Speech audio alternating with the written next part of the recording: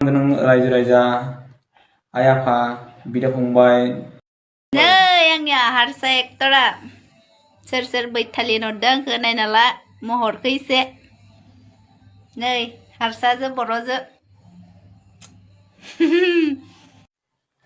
खुलुमबाय मान गोनां रायजो राजा आइ आफा बिदा फंबायमोन आं सिगाङाव जा गोरोन्थि भिडिअ बानायबाय बिनि थाखाय आं नोंसोरनि सेराव खर' गंग्लायै आरज गाबबाय आं बर' हौवाजोंनो जुलि जादों नाथाय आंनि हौवाया उन्दै समाव खांजानायमोन बियो असमियासोमोन उन्दैयाव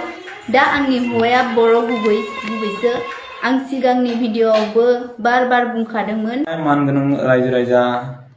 आइ आफा बिदा फंबाय गासैखौबो खुलुमहरबाय आंनि अननायनिफ्राय आंनि हिन्जावा जि गोरोन्थि खालामनायमोन भिडिअ भाइरेल खालामनायमोन बर' हारिखौ रायनाय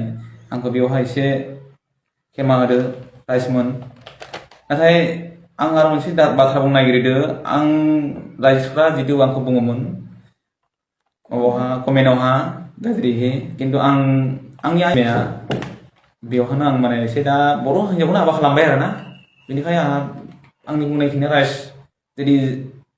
एसे भुल गोरोन्थि जादोंबा एसे आंखौ खेमा हरदो राइसमोन आंबो बारा भिडिअ बनायफेरा बिदि